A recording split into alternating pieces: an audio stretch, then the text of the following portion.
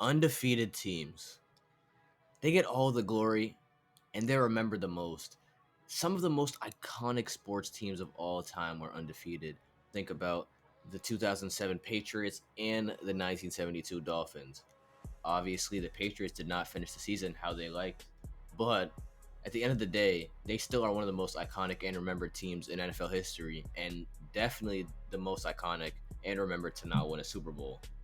Currently in the NFL, there are two undefeated teams, the Niners and the Eagles, both displaying incredible dominance and displaying that they are very well-rounded teams from the weapons that they have down to the defense and the O-line and D-line.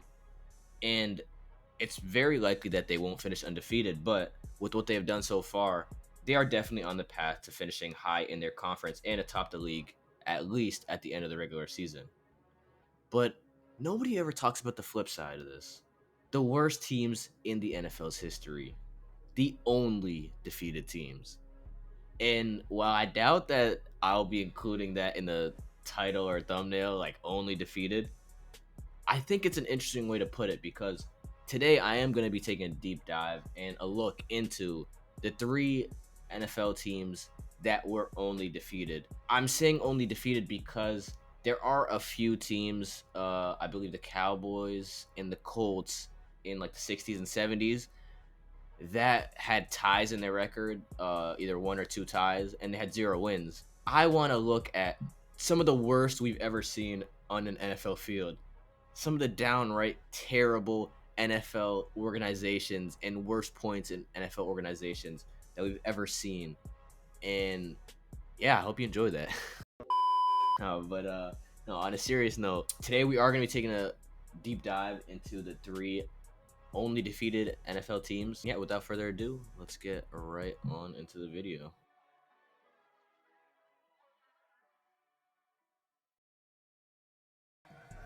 In 1976, John McKay came into Tampa Bay as a rookie head coach trying to turn his dreams into reality. But by the end of the 1976 season, his dream of being an NFL coach turned into a living nightmare. I mean, the 1976 Buccaneers were an expansion team, and coming into the year, they were all excited. I mean, they had an expansion draft. They got some solid talent that they thought could lead to a promising future. And while the Bucs have gone on to win 2 rings since then, they got off to a really bad start as an organization. As to this day, the 1976 Tampa Bay Buccaneers have the worst point differential of all time, a whopping minus 287 points on the year. And to put this into perspective, that is an average margin of defeat of 20.5 points per game. Almost 3 touchdowns per game is what the Tampa Bay Buccaneers were losing by in 1976. They had 3 different starting QBs, all who were downright garbage, and a lot of injuries. And to top it all off, an 0-14 record. I mean, just going down the line of who they played, all of these teams, some of these teams were obviously contenders, some of these teams were atop of the league, but some of these teams are on the level that they were. I mean, the Seattle Seahawks, who they beat in week 6, were terrible, and they were also a first-year team, and they still ended up dropping that game while it was their closest game. They were just a terrible team. Week 1 versus the Houston Oilers, they lose 0-20. Versus San Diego Chargers in week 2, 0-23. They score their first points versus the Buffalo Bills in week 3, but end up dropping that game 9-14. The Baltimore Colts kill them at home 17-42. The Bengals beat them 21-0. The Seahawks, like I just mentioned, beat them 13-10. The Dolphins beat them by 3. The Chiefs beat them by 9 points. The Broncos beat them by 35 points. The Jets beat them 34-0. The Browns beat them by 17. The Raiders beat them by 33. And the Steelers beat them 42-0. And to finish off the 0-14 year, they lost to the New England Patriots 14-31. And in John McKay's tenure there, they only made the playoffs 2 times, and he definitely did not do what he expected to do coming into this organization. But to be completely fair to him, I mean, he didn't have much to work with, and yeah, the 1976 Buccaneers definitely one of the worst NFL teams of all time, and might even be the worst team on this list. The 2008 Lions are one of the worst teams in NFL history. Obviously, you already know they never won a game, but they are actually the first 0-16 team in NFL history. They had the seventh worst point differential in NFL history as well, at minus 249. And they also set a record for the most points allowed at home with 292 points. 2008 was a terrible year for the Detroit Lions. They were the first team with three QBs to lose 4 games as a starter in NFL history. Dan Orlovsky went 0-7 as a starter for the Detroit Lions. Dante Culpepper went 0-5, and John Kitna went 0-4.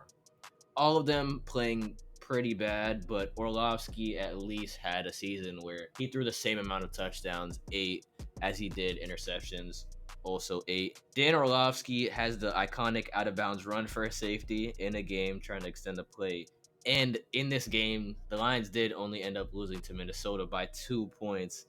And that really epitomized their season. I mean, Calvin Johnson was the only upside to this team, and he finished the year with 1,300 yards and 12 touchdowns. But at least with the first pick the next year in the '08 draft, they did draft his longtime running mate and quarterback in Matthew Stafford. It was rough in Detroit for a long stretch of time, and things are looking up for Detroit now, starting 3-1 and looking like they're going to run away the division. So, Lions fans, these were some bad times, but at least you have something to look forward to for the foreseeable future.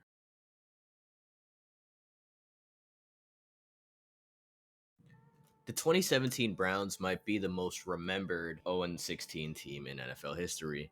And that might just be recency bias talking because, like, it's only been a few seasons. I mean, at this point, we're in the 2023 season. It's been 6 seasons, but it still is obviously the most recent by around a decade. So for me, it does feel like it's the most remembered.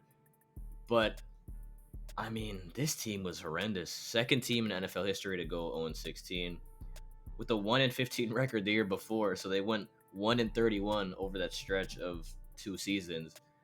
Hugh Jackson, really bad coach. Obviously, he didn't get a great roster or anything, but like, you know how they say every cylinder was firing?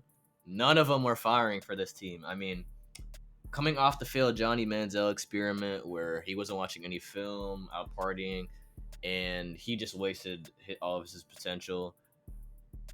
I mean, the Browns didn't really seem to help the narrative that Manziel came into a terrible organization because they continued to be dysfunctional for a few years. And I just need to list off some of these stats because, man, like, this has to be the most heartbreaking 0-16 season out of all of them. I mean, based off point differential alone, they should have won actually 3 to 4 games. They had a minus 176 point differential, which is like terrible, but there's been a lot of teams with way worse point differentials that won a few games. And like there's been teams recently that have had like similar or worse point differentials, but they had the worst luck in NFL history as they went 0-6 in one-score games, 0-5 in games decided by a field goal or less, and 0-2 in overtime games. I mean, any chance they had to screw up, they did. And Deshaun Kaiser, who started 15 games, so he was basically like the other teams all kind of had struggles with QBs. They definitely had struggles with QBs, but they stuck with them for the whole year. But I mean, he was terrible as well. 11 touchdowns to 22 picks. And it was just overall a horrendous season. They ended up drafting Baker, and that didn't end up working out. Now they have the other Deshaun Watson, and he seems to have kind of started turning it around, but we kind of have to see with that as well. But the 2017 Cleveland Browns will definitely go down in history as one of the worst teams in NFL history. But that is all I have for today's video. Like I said last week, I'm going to be trying getting 2 videos in a week. I'm not going to have a consistent like this day upload schedule, but I'm just going to try and upload 2 per week. And I hope you enjoyed the video. I hope the quality of the videos are going up. And trust me, they will continue to go up and get better.